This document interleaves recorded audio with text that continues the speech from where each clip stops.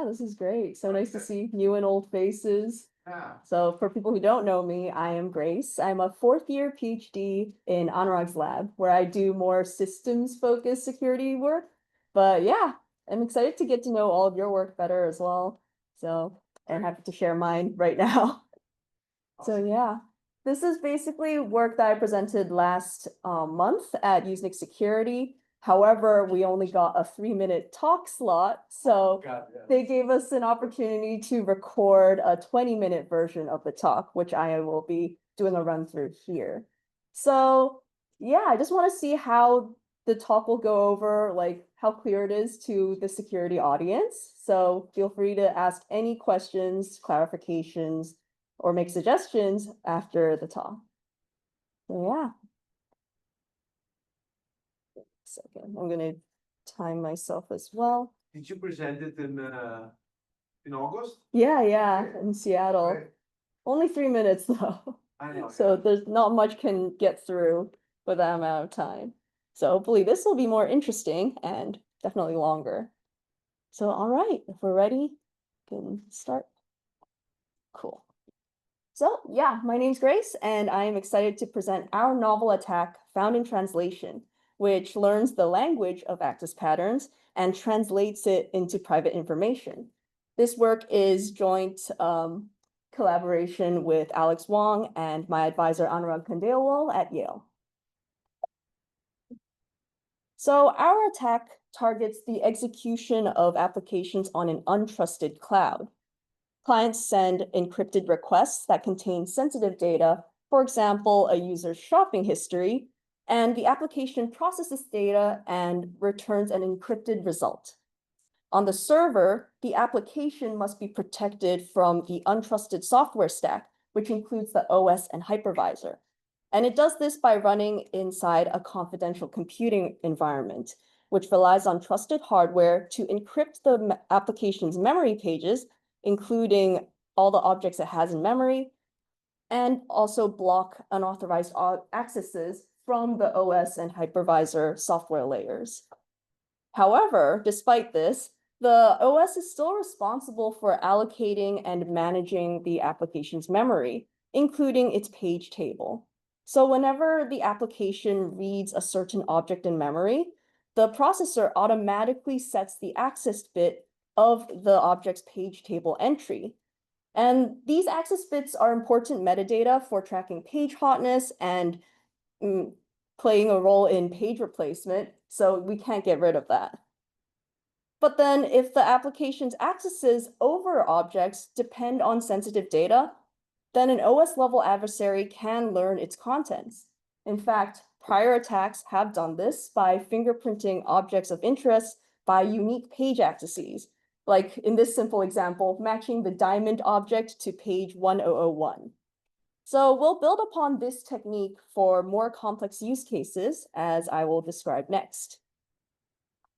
For an example, let us consider an ad engine for a shopping platform, which uses a deep learning recommendation model, or DLRM, to recommend products. The client sends an inference request containing categorical features about the user, such as their city and items in their shopping cart. For each feature, the DLRM performs a lookup in an embedding table, which maps the categorical value to a high-dimensional vector that is then processed by the rest of the model. These embedding tables are stored in memory and contain a unique entry for each possible value of the categorical feature. So then the OS level adversary can tell that for this particular request, the model accessed pages containing the embedding entries for Denver and ski gear. However, so the page table cannot be stored in protected memory. The page table cannot be stored in protected memory. Well, not with the current enclave design of the confidential computing environments. Yeah, I think if there was another layer of nesting, we would still be able to observe accesses to the page table, but I think, yeah, it would be a different attack model. Oh, even if it wasn't the protected memory, you still be able to. Well, we would be able to see the accesses to page tables for sure, but I think it'll be a different work. Like, Is we can- this mainly targeting SGX?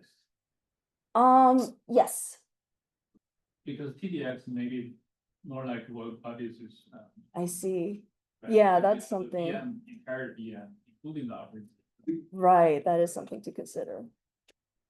But then like, so sorry, Mm-hmm. again, if that was inside of the memory, that's the whole, you won't be able to see the axis from the the Miami, Denver, I mean, whatever, to the base table. So how would you know what is exactly being said? Right, yeah, so yeah, that would be different. I'd have to get back to you on that. Adversary Mhm. is also able to make these requests, right? So they can make the request observe, like essentially you have a timing channel now, because the adversary can observe what is being accessed. That is a good point. We assume a weaker adversary in that they don't send requests of their own. But yeah, I think there's a lot more to consider with different like settings. But for now, we assume the CCE is more like SGX model. That makes sense, So- yeah? Does the adversary actually know that Denver was the value that was queried, or just that the city, some city is that? Exactly, yeah, that's what I'm going to get into. So like yeah, it'll come up next, but yeah, right now you can only see what city, like some city is being queried. And our attack will focus on how to get Denver out of that.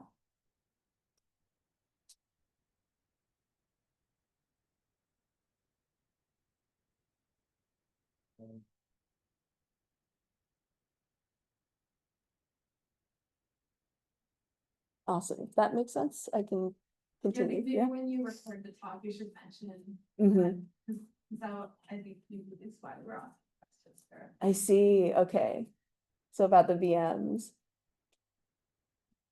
Okay, will do. Cool. So yeah, we have this page table side channel for assuming like SGX style enclaves. And while the adversary can see what pages are accessed, there are still two challenges. First, as you have mentioned, there are multiple objects in a page, so that can obscure what was actually accessed. And then second, input data often contains arbitrary length correlations that have yet to be leveraged in an attack. So this raises the question, with such challenges, is there a practical attack that can infer object level accesses? And we answer in the affirmative with our approach. So first, let us summarize prior attack approaches from related fields, mainly searchable symmetric encryption, or SSE. First, we consider Markov modeling attacks represented by IHOP from 2022, which works by building a Markov model of the known axis distribution over objects and comparing it to the Markov model of observed page accesses. This allows approaches like this to leverage correlations between consecutive accesses, but they assume a one-to-one mapping between objects and pages, which is unrealistic in our setting. Another common approach is frequency-based.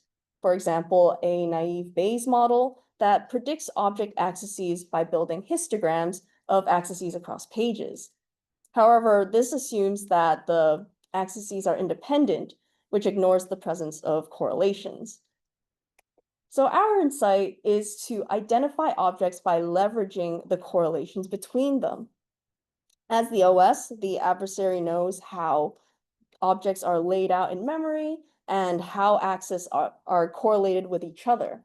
For example, a user in Denver is more likely to buy ski gear, while someone in Miami is more likely in a swimsuit.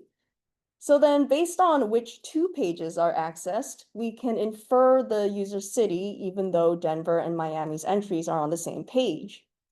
Moreover, these correlations span multiple features, which can further be exploited.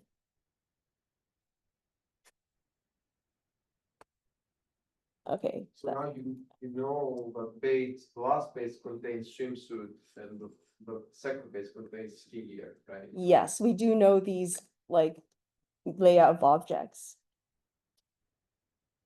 So if the first axis is always a city, the second axis is always an item. Yep. Like, you don't know which one is which, do you? It could be that 101 contains swimsuit, 15F contains ski. Right. Yeah, this is part of the threat model, but since like we are assuming a powerful OS level adversary, we can assume that they can control the memory allocations to make sure city is in a particular page. Right, so the point is like if they access the last page and the first page, you can figure out that the object from the first page is. Yes. It's Miami because you know the swimsuit was on the last page. Mm-hmm. Can the application be, I don't know, like, I guess modified to make some random accesses to say different pages or different objects so that you can hide this, Use ORM. no, I mean, not the full power of it, just make random accesses. Right. Yeah, we're getting into solution territory, which my talk is only focused on the attack, but I think that is like a potential avenue we can look into. Okay, awesome. Other questions? So yeah, before we proceed, we can just make sure we're all on the same page on the threat model. So we have a cloud adversary that is honest but curious, so it aims to extract sensitive client information, but not compromise service to that client. So a common example would be a cloud provider with control over the OS or hypervisor on its cloud servers. So the adversary is prevented from accessing or modifying application data, but it can observe side channel leakage, such as page accesses. It can also make system level decisions, such as process scheduling and memory allocation to reduce noise in these channels to a certain point. It can't like allocate a full page to every object, as that would be very inefficient. So given these capabilities, the goal is to use the observed page level accesses to infer private object level accesses. And the adversary can make use of some auxiliary knowledge in this task. First, it has white box access to the targeted application, which we can assume because open source libraries and models are often used in cloud applications. And it knows the layout of objects per page due to the OS having control over memory allocations, and the distribution of the input data and its correlations. For example, in our in the DLRM, the joint distribution of user features. So this kind of population data is often public knowledge and can be assumed to be known by the adversary. So then, given this knowledge, we will show how our approach applies it to achieve the adversarial goal. So the crux of our approach is the application of language modeling to access patterns. A language model captures the probability of distribution of words in a sentence. For example, given the words "I wrote a," the next word is more likely to be book than sandwich. Similarly, for accesses to sensitive data objects, some combinations are more likely than others. Both such distributions capture underlying syntax and semantic relationships between elements in a sequence. So knowing this, we can treat access patterns as a language of their own and translate from pages to object level accesses. Specifically, we model the distribution of the object access sequence Y conditioned on the page access sequence X, such that the probability distribution of the current object access depends on what accesses have already been seen from like the Y1 to Y(i)-1. This lets us harness the power of language models to disambiguate between words with multiple meanings based on an arbitrary length context. For example, the English word right can be translated into different French words depending on the context. Right hand gives droite, and that is right gives vrai. Similarly, when the entries of Denver and Miami are on the same page, we can use the context of what other pages have been accessed to disambiguate between them. So now we get into the design of the founded in translation attack, or FIT for short. It has two phases. First is the online collection of page access sequences as the application is running.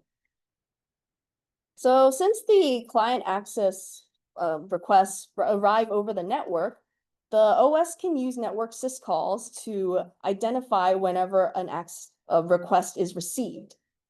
It then interrupts the application to clear its page table access bits before allowing it to continue execution. And then once the request is served, the OS can interrupt the application again to read what access bits have been set and record the page access sequence X for that particular request. So then this process repeats for all requests received during the online phase. What follows is offline analysis. We generate data for our language model by executing the white box application on simulated requests sampled from the known input data distribution. This gives us ground truth pairs of page and object access requests, which are used to train the language model for translation. Finally, we use the trained model to run inference on the collected page accesses and then outputs predictions for the underlying object accesses. So now let us focus on, yep. In the online collection, we know exactly the sequence of pages that are being accessed. Mm-hmm. Yeah. You have like 100 pages, it's a sequence of numbers between 1 and 100, right? Right, yeah, if that's the Okay, region you're monitoring. and can the same page be accessed at the same time, like 2 times? It can, depending on the application. So for the DLRM example, it will not happen, and that allows the adversary to only monitor like the page accesses at the end of each request. But if we have an application where the same page can be accessed multiple times, we can simply have the adversary interrupt the application more frequently and then do the same like monitoring.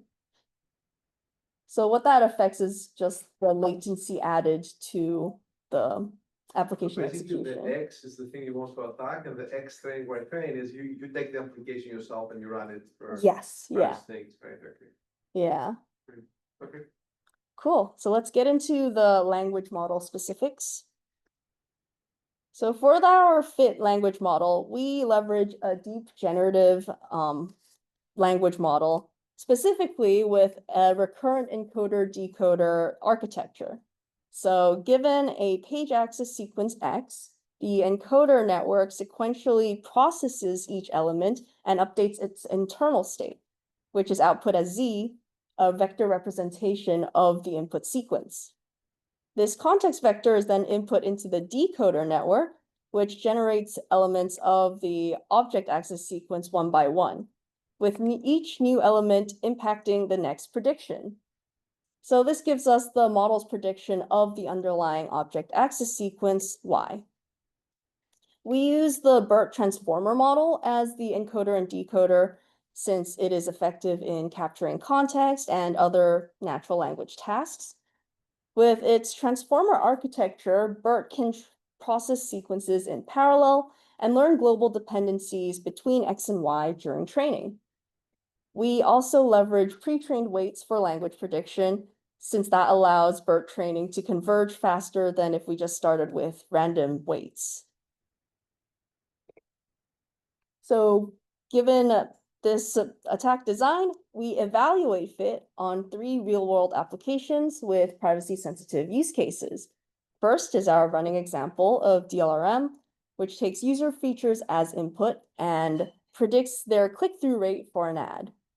It makes input-dependent accesses by performing an embedding table lookup for each categorical feature in the request. And we use the real-life data set of the Criteo Kaggle display advertising data set as our source of client requests. Next, we have a medical LLM use case, which takes prompts containing patient symptoms and returns a possible diagnosis. In this case, it's pretty similar to DLRM as it does a lookup of the embedding table, but on a per token basis. And for the prompts given to the LLM, we use the DDX Plus medical diagnosis dataset to generate patient prompts. And finally, we have HNSW for semantic search, which is a state-of-the-art search algorithm for vector databases. So vector databases can contain all sorts of privacy-sensitive information, such as biometrics, face images, etc. And what HNSW does is that it has a multi-layer graph index that is traversed for each request, like given to the vector database. And what is traversed or accessed on the object level are the nodes in the graph index. So for this workload, we use the CIF10K benchmark, and that summarizes our privacy-sensitive applications. So then for evaluation setup, we run these three applications in two types of CCEs, Nitro enclaves on AWS and Intel SGX enclaves on Azure. We mount the online phase of the attack on these executions to obtain their page access sequences. We then compare FIT's offline analysis component to two baselines, naive Bayes as a representation of frequency analysis attacks, and IHOP as a representation of Markov-based attacks. We run our FIT training and testing algorithms on NVIDIA A40 GPUs, while the other two baselines are run on AMD CPUs. That brings us to our results on attack efficacy. For our performance metric, we measure the normalized Hamming distance between the predicted object sequence from the attack to the ground truth target sequence. So then it measures how many accesses are predicted incorrectly for each sequence. We see that FIT's performance differs slightly between page accesses from the Nitro enclave versus SGX due to differences across platforms that affect the page tracking component. The other two attacks are run on Nitro page accesses, and we see that naive Bayes in orange is less successful due to its lack of correlation awareness, while IHOP in green suffers significantly from having to handle multiple objects per page. Overall sequences, FIT predicts 70 to 99% of object accesses correctly, which we attribute to its ability to learn both the many-to-one relationship between objects and pages and the arbitrary length correlations between accesses. We also consider the practical aspects of the FIT attack, starting with its sensitivity to error. We observed that the online page tracking component records about 1% of accesses incorrectly. This can be broken down into false positives that are caused by accesses to tensor metadata and other functions in the same page region that is being monitored, and false negatives that are possibly from background processes clearing the access bit for a page that should have been accessed. So we plot FIT's accuracy on page access sequences with injected errors from 1% to 10%. And we see that its performance does not degrade significantly with increasing error rates. Our takeaway here is that thanks to FIT's language modeling approach, it is capable of handling such fuzziness in data, making it robust against errors in page tracking. Grace, just a Oh, yeah. question. So when you say your predictions, what exactly would be like something that your attack is predicting? It's predicting the correlation between two things, or it's predicting the actual axis that someone is making? Is that The latter. It's predicting the axis, and it wants to use knowledge of correlations to enhance the prediction. oh, so you can actually backtrack like, oh, this person actually accessed this exact. Mm-hmm. Yeah. Can I Yeah. ask a question with the previous slide? Oh, sure. So for the LLM case, the naive Bayes algorithm seems to do remotely well compared to the other two cases. Yes, good Even though you observation. mentioned that naive Bayes assumes the accesses are independent, Mm-hmm. which I would guess is not true for an LLM. So just do you have an idea why it does so well in this case? So it's not overall management. Yeah, absolutely. So the interesting thing is LLMs have large embedding table entries. So then that lowers the amount of like ambiguity between objects being accessed. So actually there are about there's room for like 3 entries per page. And that means that like correlations don't matter as much as it's just a random choice between 3 entries as opposed to in the DLRM case, it's like, it's a lot more. I think it's like 32 per page. So basically the sizes of the objects also play a role in the success of these approaches. So yeah, that makes sense. Awesome. All right. Okay, yeah, so we are back here. This is the other practical consideration we made about fit, which is the latency, the online phase adds to how long it takes to serve each request. Because we want to minimize this as significant service slowdowns can hint to an attack taking place. So to study this, we compare the duration needed to serve each request with and without the page tracking process. And we find that page tracking injects minimal latency since we limit the monitoring of page table entries to only the objects of interest. So that results in latency overheads that can be further hidden or attributed to network jitter. We also add that the offline analysis time required for fit depends on the targeted application, but this is less of a concern as the time required is still polynomial in the dataset size. So all this said, we have reached our conclusion. I present found in translation, a memory access pattern attack that is the first to leverage language modeling to capture both many-to-one object-to-page mappings, as well as arbitrary length correlations. The fit attack is practical, as we have shown, and achieves high accuracy against compared baselines. And for future work, we are considering an adaptation of this attack to other cloud settings, maybe SSE, as well as correlation hiding countermeasures to prevent this attack. So that ends my talk, and if you're interested in more information, please check out the paper and our code, which is available on GitHub. Thank you all.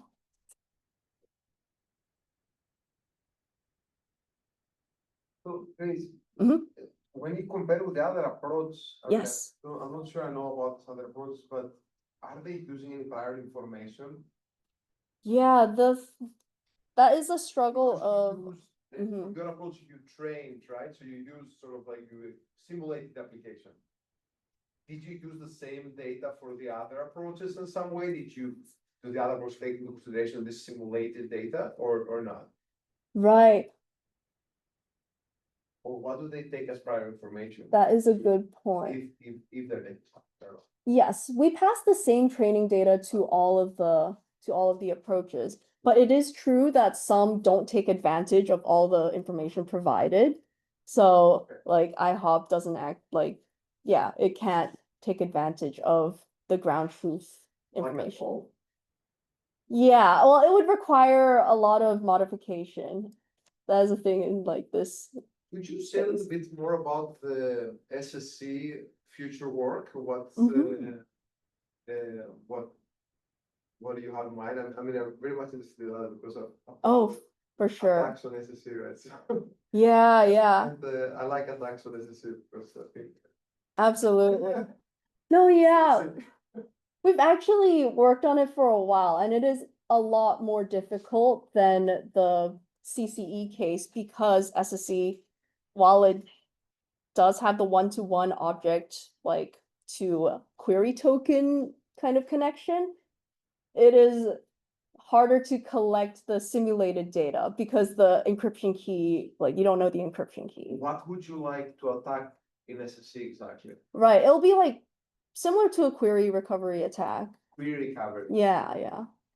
just identifying what object is actually being accessed.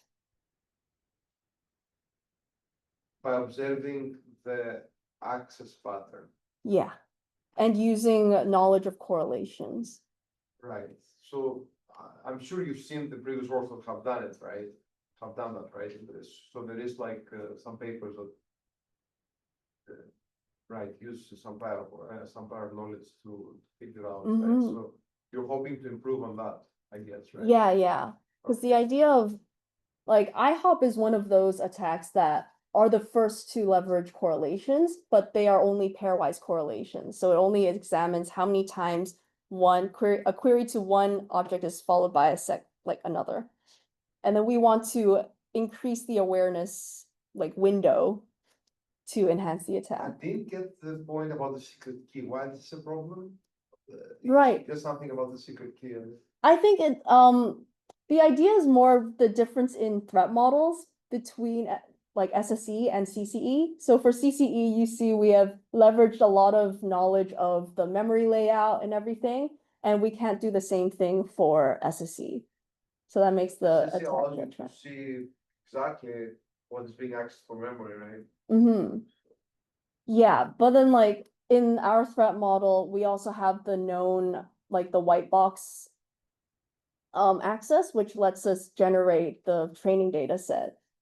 And the thing is for SSE, we can't generate that training data set because the query tokens seen during training may be different from in the test live setting. Oh, you mean like the mapping of data in memory necessarily depends on the secret key.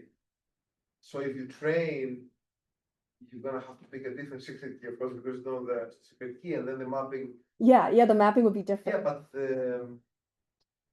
you can observe accesses, right? Yes. And then the access will be correlated. Mm-hmm. Yeah, they will be. So the idea is to use that, but it's been a lot more difficult than anticipated to only use the correlations.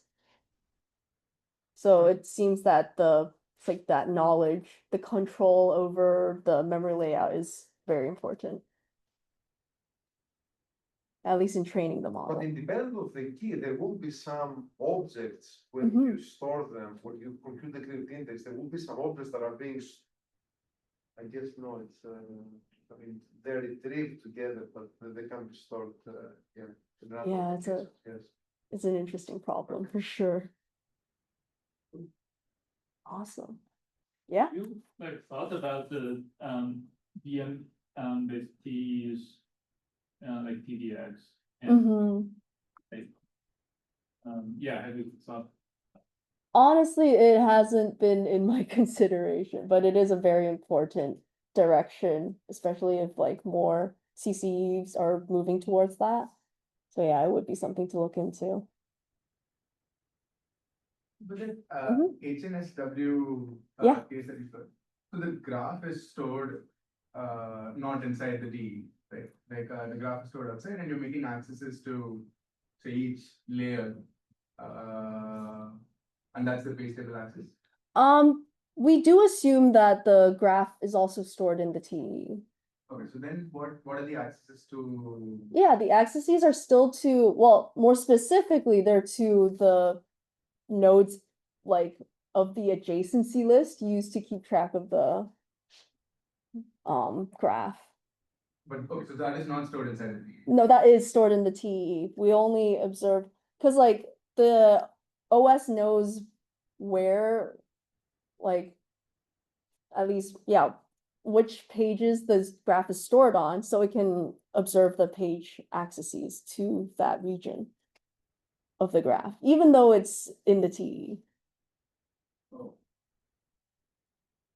Yeah, I hope that makes sense. I see. And so then what do you, so the fit, so what do you train? You train on like the nearest neighbors of a particular node. We train on basically samples from, we train on real client queries and the whole path of nodes being accessed for Right. each Or, query. using HNSW. Yeah, using HNSW.